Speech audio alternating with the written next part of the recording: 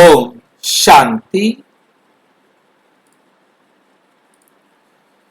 जीवन मृत्यु के अनसुलझे प्रश्न एक।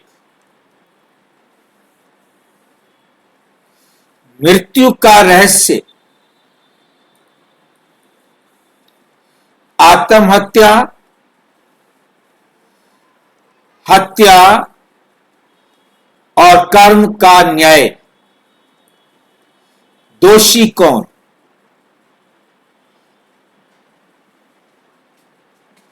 दोषी कौन?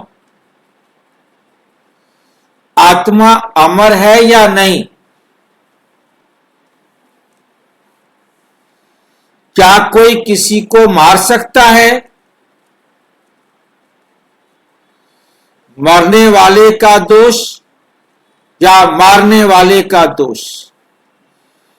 परमात्मा का दोष?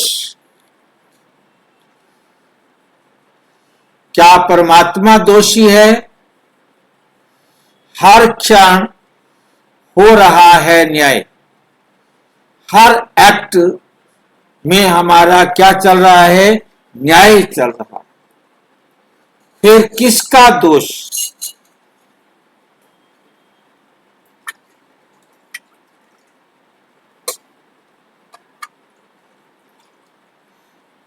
आज का ये विषय हमारा कि हम किसको दोष दें। मृत्यु का रहस्य, आत्महत्या और कर्म का न्याय। दोषी कौन?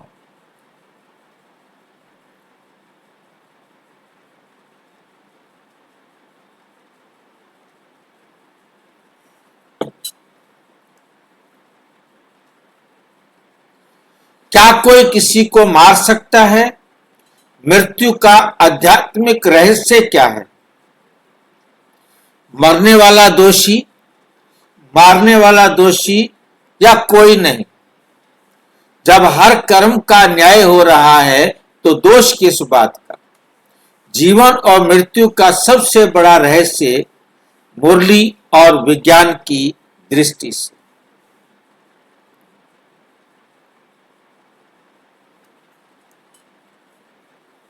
डिस्क्लेमर, ये वीडियो ब्रह्मा कुमारी राजयोग मुरली महावाक्यों, कर्म सिद्धांत और आध्यात्मिक चिंतन पर आधारित है।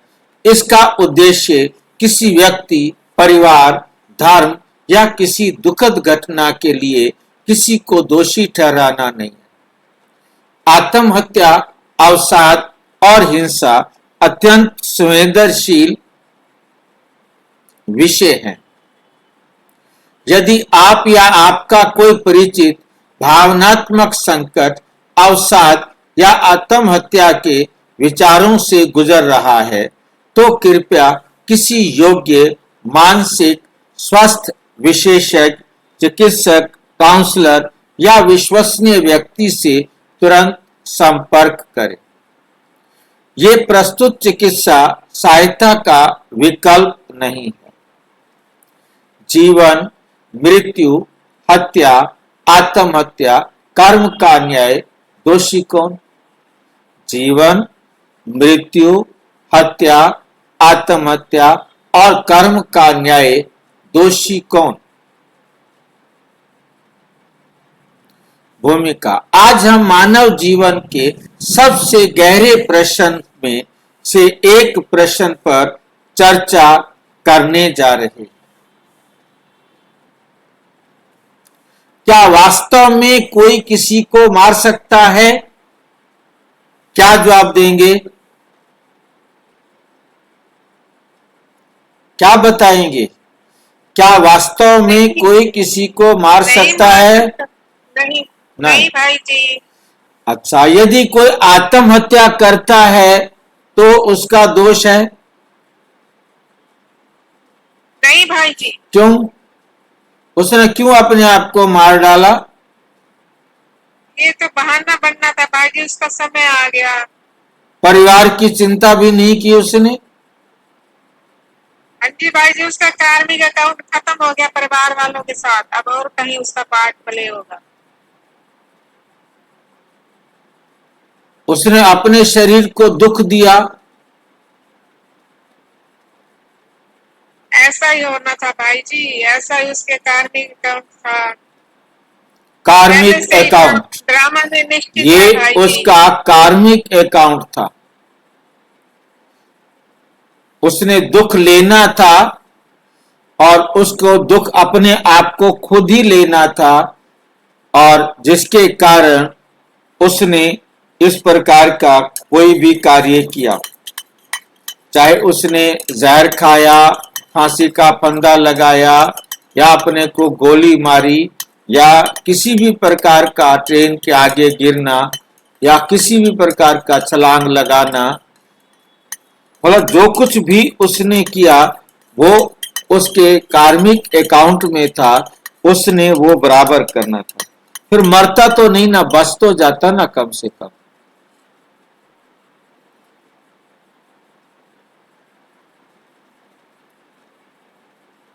भाई जी, जिसका समय नहीं आया, जिस आत्मा का, तो वो बच जाते हैं। जब ड्रामा अनुसार किसी का समय आ गया है तो 1 सेकंड कम या 1 सेकंड ज्यादा नहीं हो सकता। एक्यूरेट टाइम पर उस आत्मा को अपना रोल पूरा करके नए रोल के लिए जाना है। यहां कोई खुशखबरी सुना सकते हैं उनको हम? क्या हम यहां उनको इस दुख की वेला में खुशखबरी सुना सकते हैं?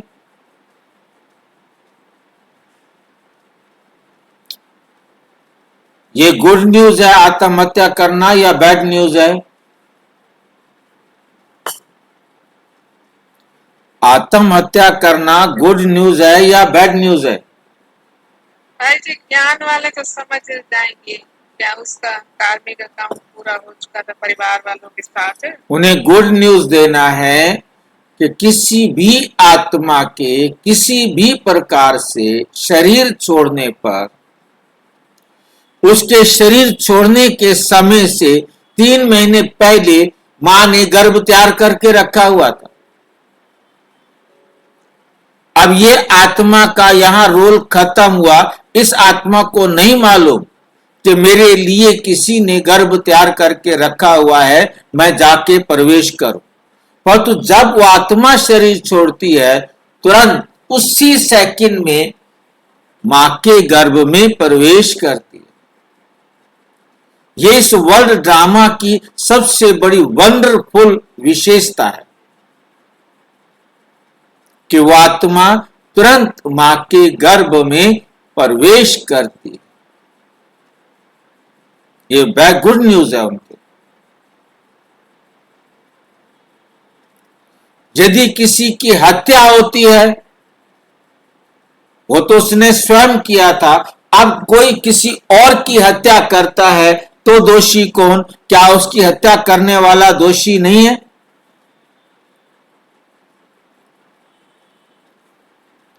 भाई जिसने किसी, चलो उसने तो अपने साथ किया, पर तो कोई यदि किसी दूसरे की हत्या कर देता है तो अब उसका दोष है या नहीं? नहीं है भाई जी, उसने किसी जन्म में उसकी हत्या की थी, अब उसने अपना कार्मिक अकाउंट पूरा किया। किसी जन्म में उसने उसको दुख दिया हुआ था, आज वो दुख का हिसाब बराबर हो रहा है, जिसको हम देखते हैं कि क्रिया की प्रतिक्रिया बराबर होती है, एक्शन का रिएक्शन बराबर होता है। इसने कभी उस आत्मा को दुख दिया हुआ था, उस आत्मा ने वो दर्द या वो दुख दिया, और इसका समय आ गया था, इसने शरीर छोड़ना था, बहाना वो दुख देना था, परंतु इसने तो अपने समय पर शरीर छोड़ना था। क्यों? क्योंकि इसके लिए भी मां ने गर्भ तैयार करके रखा हुआ था। इसको नहीं मालूम, परंतु ड्रामा में हर चीज एक्यूरेट चलती है, और इसने भी जाकर अपने गर्भ में प्रवेश करना था, इसलिए शरीर छूटा। यदि इसका समय नहीं आता, कितनी भी गोलियां लग जाए, कितना भी एयर क्रैश हो जाए, कितना भी प्रकार की मुसीबत आ जाए, आग में कूद जाए, ट्रेन के आगे कूद जाए, बिजली का करंट लगा दे, परंतु उसका यदि अभी समय नहीं आया तो वो बच भी जाता है। अब इसका समय आ गया है, मां ने गर्भ तैयार करके रखा है और इन आत्माओं के साथ जिनके साथ वो रह रहा है हिसाब पूरा हो गया है, तो जाना ही पड़ेगा ना, यहाँ रुक नहीं सकता। कोई भी आत्मा मौत का कारण कुछ भी हो, उसे अपने एक्यूरेट टाइम पर जाना है, वो लेट या पहले नहीं जा सकता। ये बात हमें बहुत अच्छी तरह अपनी बुद्धि में समझनी। क्या मरने वाला दोषी है? क्या मारने वाला दोषी? दोनों ही निर्दोष है। क्या परिवार दोषी है? उनके जाने पर वो तो दुखी होंगे ना, उनको ये दुख क्यों मिला? परिवार के सभी सदस्यों को एक समान दुख नहीं मिलता। एक ही मौत में एक ही मृत्यु हुई है। हम मोटा एग्जांपल लेते हैं, एक मां के 5 बच्चे बैठे हैं, एक किसी ने आके समाचार सुनाया कि आपकी मां मर गई है, क्या 5 बच्चों को बराबर दुख होगा? क्या 5 बच्चों को बराबर दुख होगा? नहीं भाई जी। क्यों? उनका भी ऐसे आपस में कोई हिसाब होता है भाई। कार्मिक अकाउंट, जिसका जिसका जैसा जैसा कार्मिक अकाउंट है उसको उतना ही दुख होगा। सबको एक समान नहीं। समाज का इसमें कोई दोष नहीं। जब उस मरने वाले मारने वाले परिवार वाले किसी का दोष नहीं, उन्होंने जो भी दुख देखना है या सुख देखना है, उस मौत के बाद जरूरी नहीं कि उनको दुख मिले, ये भी हो सकता है उसके मरने के बाद उनके जीवन में सुख आ जाए, कोई उनको आए और उनको सुख दे जबकि उसके जीवन में दुख था, या कोई आए उनको दुख दे, क्योंकि उन आत्माओं का अपना कार्मिक अकाउंट है, उससे उन्होंने अब सुख व दुख लेना व देना बराबर हो गया था, इसलिए अलग हो गए। या क्या ये सब भगवान की इच्छा है? क्या किसी को मरना मारना ये भगवान करता है? उसकी इच्छा है क्या कि वो मर जाए? कोई नहीं। परमात्मा का इसमें कोई रोल नहीं। परमात्मा का तो रोल सिर्फ है सारे संसार की आत्माओं को सत्य मार्ग दिखाना। वो आकर दिखाते हैं।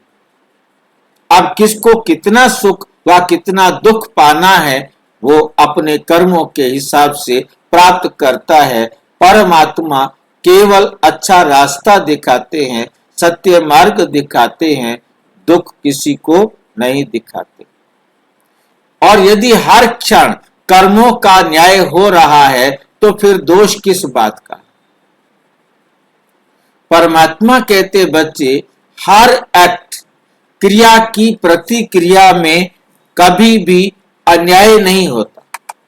जैसे अभी हम मॉडल को देख रहे थे, फिर से देखेंगे, बाल जितनी जोर से आकर हिट करती है, दूसरी बाल उतनी ही जोर से उसे हिट करती है। इसी प्रकार सुख हो या दुख हो, जो आत्मा किसी को देती है उसको उतना उसी ही आत्मा से लेना होता है। इसलिए हर समय न्याय होता है। हर एक्ट न्याय कर रहा है। हर एक्ट न्याय कर रहा है, अन्याय नहीं हो रहा। उसने उसको हिट किया, उसने आकर उसको हिट किया, बराबर हो गया। और ये अनादि काल से ये चलता आ रहा है। जैसे ये मॉडल स्पष्ट करता है कि क्रिया और प्रतिक्रिया अनादि और अनंत है। ये सबसे बड़ा एग्जाम्पल है पृथ्वी। ये पृथ्वी जो है, ये जो है, इसके ऊपर जो थीसिस लिखा था न्यूटन ने, उसके अंदर उन्होंने जब चर्चा कर रहे थे, उस समझने का प्रयास कर रहे थे, तो कमेटी ने क्वेश्चन उठाया। जो साइंटिस्ट बैठे हुए थे उन्होंने क्वेश्चन उठाया, ये आपका फार्मूला बिल्कुल ठीक है, परंतु क्वेश्चन ये उठता है कि सबसे पहले इस संसार को चलाया किसने?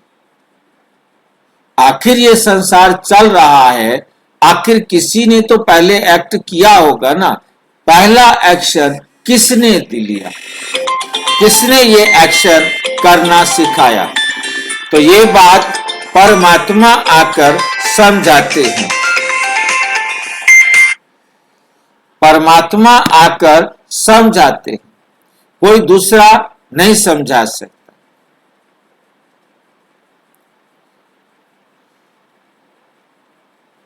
यदि हर क्षण न्याय हो रहा है, क्रिया की प्रतिक्रिया इक्वल हो रही है, तो ऑटोमेटिक न्याय हो रहा है।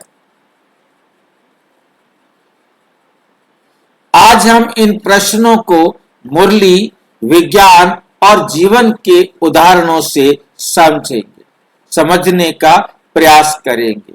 बाबा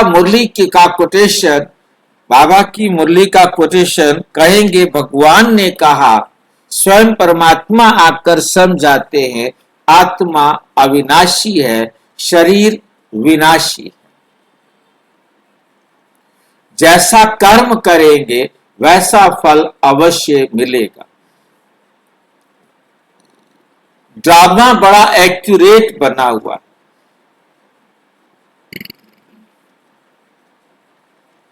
मृत्यु क्या है?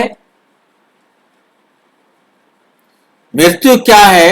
आत्मा का शरीर में प्रवेश होना, जन्म, और आत्मा का शरीर को छोड़ना मृत्यु। आत्मा शरीर में प्रवेश करती है तो जन्म, आत्मा शरीर को छोड़ती है तो मृत्यु। जन्म और मृत्यु के इस राज को बहुत अच्छी तरह से समझना। यदि एक भी बात समझ में नहीं आई तो बात अधूरी रह जाएगी।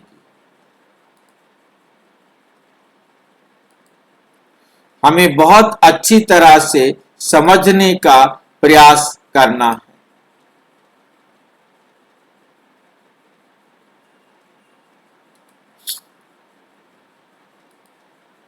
मृत्यु क्या है यह हमें समझ में आया, आत्मा का शरीर में प्रवेश होना। आप अच्छी तरह से समझ सकते हैं इस मॉडल के द्वारा। देख रहे हैं आप कि शरीर और आत्मा, ये आत्मा, ये शरीर, बिना आत्मा का शरीर, जब इसमें आत्मा प्रवेश होती है तो ये कहलाता है जीव आत्मा, अर्थात सजीव। जब इस जीव आत्मा में से आत्मा निकल जाती है तो ये बन जाता है बिना आत्मा के शरीर या निर्जीव। आत्मा सहित जीव, इसको जीव कहा जाता है, शरीर को जीव कहा जाता है। जीव के साथ आत्मा है तो ये सजीव है। आत्मा सहित जीव सजीव, आत्मा रहित जीव निर्जीव। आत्मा के निकलते ही ये मिट्टी हो जाता है, फिर इसे शरीर बदलना ही बदलना है। उस शरीर को चाहे जलाओ, चाहे दफनाओ, चाहे कुछ भी करो, उस शरीर को जाना ही है।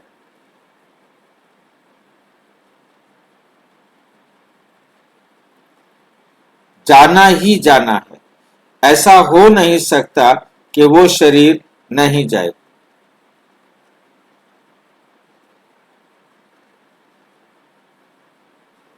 समय आने पर शरीर को जाना है। इस बात को हमें बहुत अच्छी तरह से समझना है। जन्म के साथ मृत्यु निश्चित।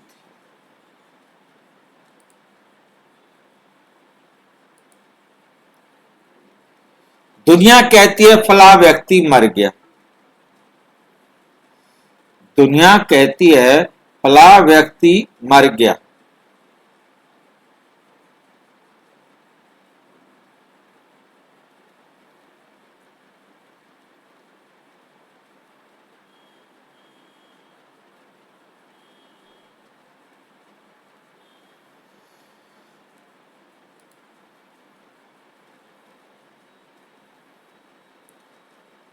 लेकिन आध्यात्मिक ज्ञान क्या कहता है?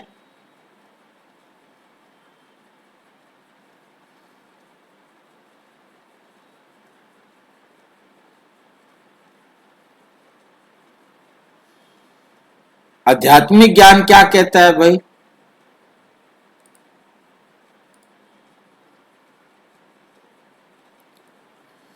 मृत्यु केवल शरीर परिवर्तन का नाम है। आत्मा शरीर बदलती है, एक शरीर छोड़ती है और दूसरा शरीर ले लेती है उसी सेकंड में।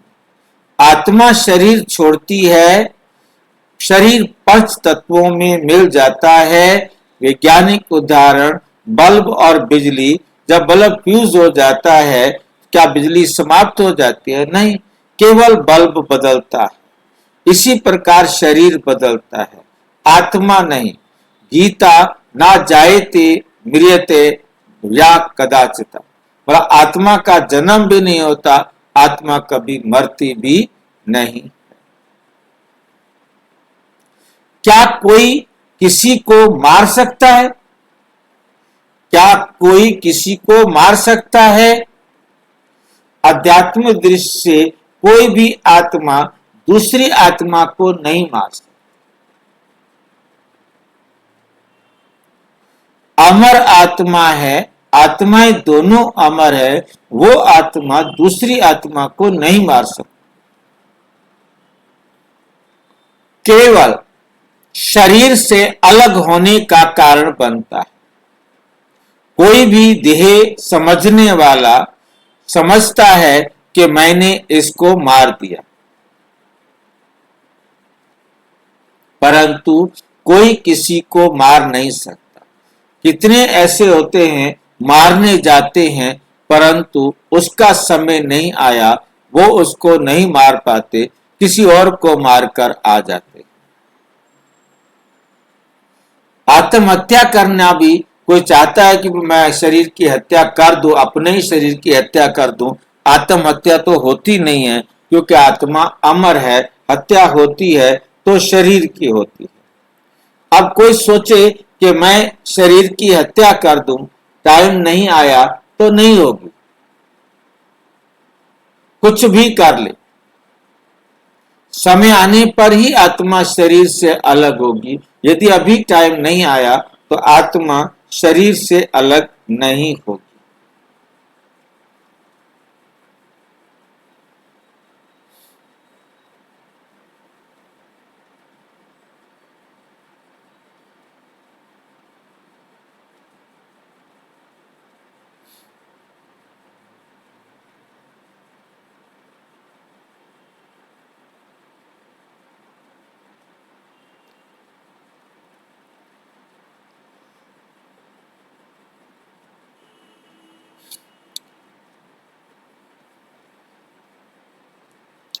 क्योंकि आत्मा अविनाशी है।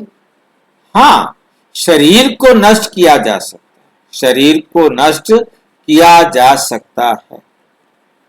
उदाहरण, यदि कोई आपका मोबाइल तोड़ दे, यदि कोई आपका मोबाइल तोड़ दे तो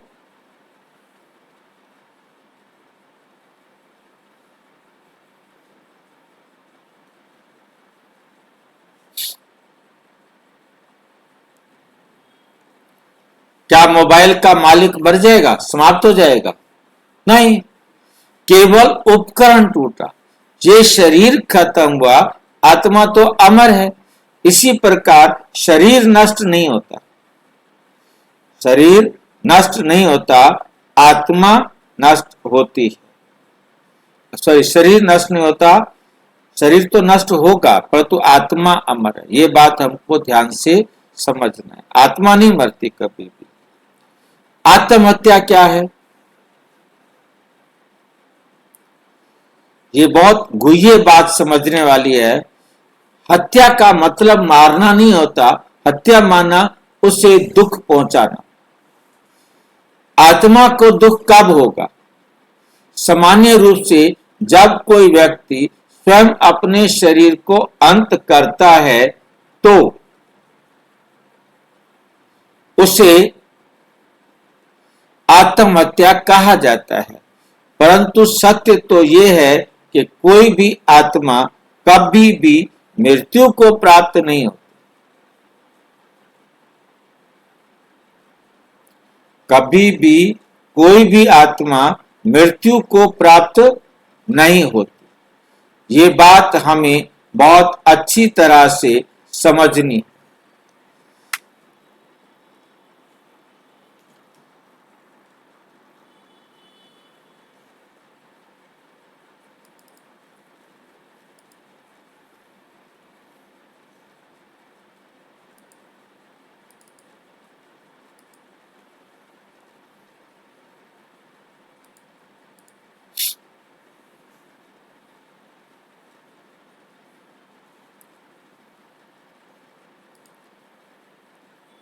लेकिन आध्यात्मिक दृष्टि से आत्मा को मारा नहीं जा सकता। इसलिए यह वास्तव में शरीर की हत्या है, आत्मा की नहीं। वास्तविक आत्मघात क्या है?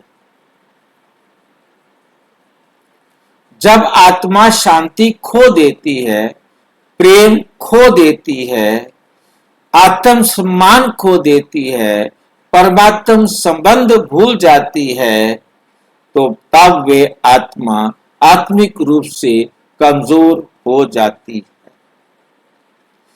मरने वाला दोषी, मारने वाला दोषी या परमात्मा दोषी, तीनों में कौन दोषी? ये सबसे महत्वपूर्ण प्रश्न है। क्या परमात्मा दोषी है? बहुत लोग कहते हैं भगवान की यही मर्जी थी, लेकिन मुरली कहती है, परमात्मा कहते हैं, परमात्मा सुख दाता है, दुख दाता नहीं। परमात्मा सभी आत्माओं को सुख देते हैं, कभी दुख नहीं देते।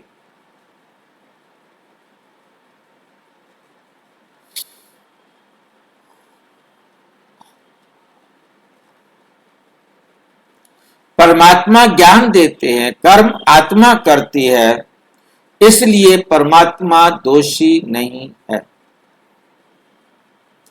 क्या मारने वाला दोषी है? यदि कोई व्यक्ति क्रोध, घृणा, बदले या हिंसा से प्रेरित होकर किसी के शरीर को नुकसान पहुंचाता है तो वे अपने कर्म का उत्तरदायी है, जिम्मेवार है। न्यूटन का नियम, every action has an equal and opposite reaction, equal and opposition reaction. Her action, क्रिया और प्रतिक्रिया बराबर होती है। जितना आप किसी को सुख या दुख देंगे, आपको उसी आत्मा से लेना पड़ेगा। और जब कोई दे रहा है तो बराबर हो रहा है, सुख दे रहा है तो सुख बराबर हो रहा है, दुख दे रहा है तो दुख बराबर हो रहा है। हम मिले हैं केवल सुख व दुख का हिसाब किताब बराबर करने के लिए। क्या मरने वाले का भी कर्म खाता है? बिल्कुल। राजयोग ज्ञान कहता है प्रत्येक आत्मा अपने साथ पूर्व जन्मों के संस्कार और कर्म खाता साथ लेकर आती है। कोई भी आत्मा।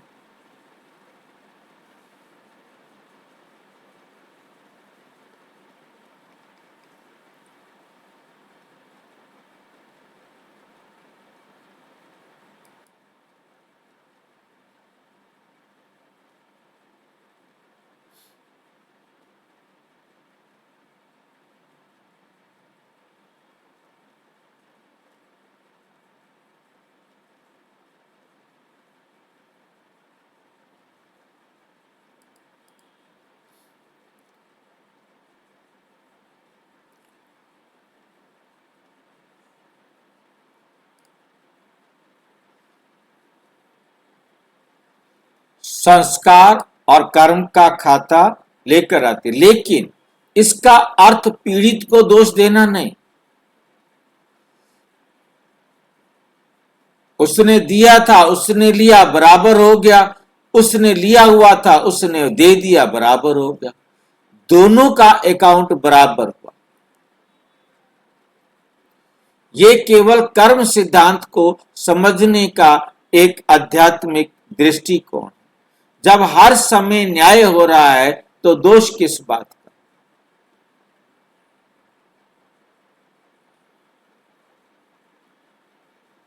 यह बहुत गहरा प्रश्न है। यदि हर कर्म का फल मिल रहा है, पुराना हिसाब चुकतू हो रहा है, नया कर्म बन रहा है, हर सेकंड न्याय हो रहा है, तो फिर दोष किस बात का? बैंक अकाउंट उदाहरण मान लीजिए, आपके बैंक खाते में पुराना लेन देन चल रहा है, नया पैसा जमा हो रहा है, कुछ कट रहा है। उसी प्रकार आत्मा के कर्म खाते में पुराना हिसाब चुकता हो रहा है, नया कर्म जमा हो रहा है। मुरली ड्रामा बड़ा एक्यूरेट बना हुआ है। कोई भी आत्मा अपने किसी भी कर्म को गलत नहीं कर सकती, एक्यूरेट करती। एक्यूरेट एक्टर है हर आत्मा, मिस्टेक हो ही नहीं सकती। दोष नहीं, जिम्मेदारी। परमात्मा किसी को दोषी नहीं ठहराते, लेकिन हर आत्मा अपने वर्तमान कर्मों की जिम्मेदार अवश्य। मैंने आज किसी को दुख दे दिया है, वो दुख तो मुझे लेना ही पड़ेगा ना। उससे तो कोई आत्मा मुझे बचा नहीं सकती। यहां तक कि परमात्मा नहीं बचा सकता। अंतर समझिए। दोष बराबर अपराधी घोषित करना। किसी को दोष देना माना उसको अपराधी घोषित करना। जिम्मेदारी अपने कर्मों का निर्माता स्वयं होना। मैं जो कर्म मेरे साथ किया है वो मैं सवेरे करूंगा, करना है। उस टाइम कोई जरूरी नहीं कि उसी टाइम किया जाए।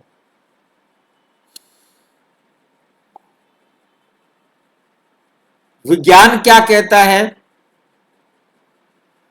मनोविज्ञान बताता है कई बार तनाव, अवसाद, अकेलापन, निराशा, नशा व्यक्ति की निर्णय क्षमता को प्रभावित कर देता है। इसलिए हमें दोष देने की बजाय, क्योंकि ये सब जो कुछ भी हुआ, नशा हुआ, किसी प्रकार का दोष लगाया, तो उसे भी दोष लगेगा जिसने लगाया।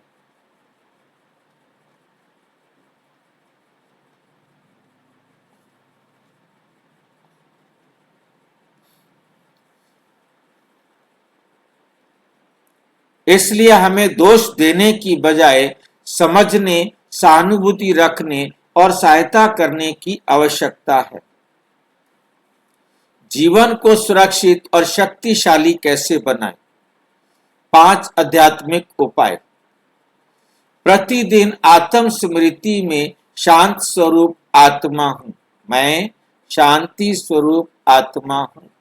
राजयोग ध्यान आत्मा की बैटरी चार्ज करे। राजयोग ध्यान से आत्मा की बैटरी को चार्ज करे। सकारात्मक संग। परमात्मा से अच्छा सकारात्मक कोई भी नहीं हो सकता।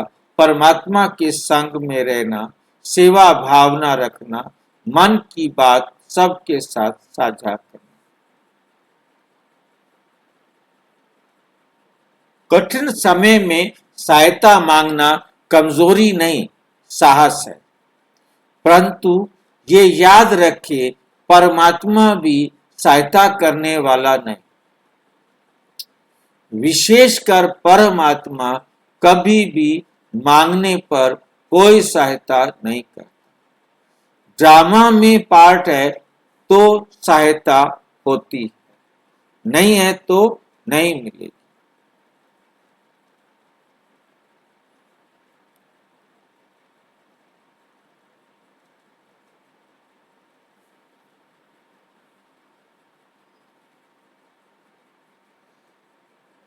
परमात्मा रूहानी मार्ग दिखाते हैं, भाई जी, जिस्मानी सहयोग नहीं देते। हाँ जी, ड्रामा भी कर्म से ही बना है।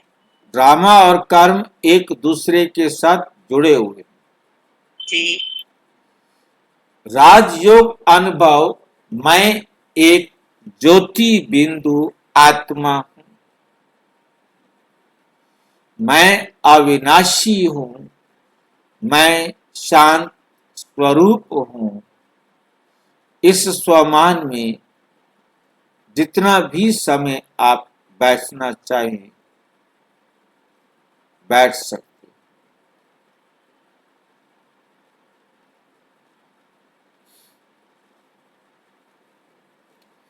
मेरे सभी डर समाप्त हो रहे हैं, मैं शक्तिशाली हूं, भय की है ही नहीं किसी प्रकार का। कोई मुझे एक सेकंड भी ज्यादा दुख नहीं दे सकता और एक सेकंड कम भी दुख नहीं दे सकता।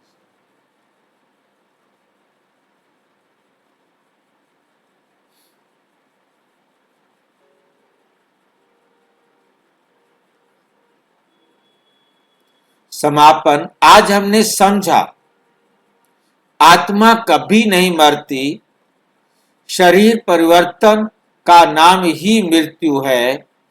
कोई किसी आत्मा को नहीं मार सकता। परमात्मा दोषी नहीं है। कर्मों का अचूक न्याय हर क्षण हो रहा है। इसलिए बजाय दूसरों को दोष देने के हमें अपने वर्तमान कर्मों को श्रेष्ठ बनाना चाहिए।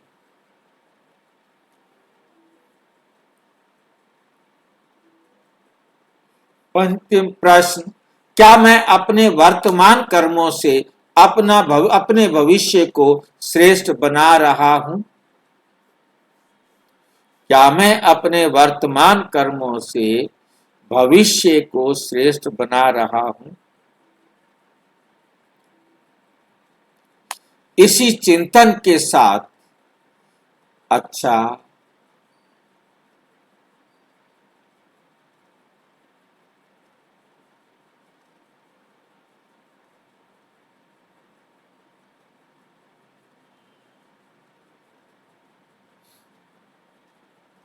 अच्छा ओम शांति। और विस्तार से जानने के लिए प्रजापिता ब्रह्मा कुमारी ईश्वरीय विश्वविद्यालय के किसी भी सेवा केंद्र पर संपर्क करें।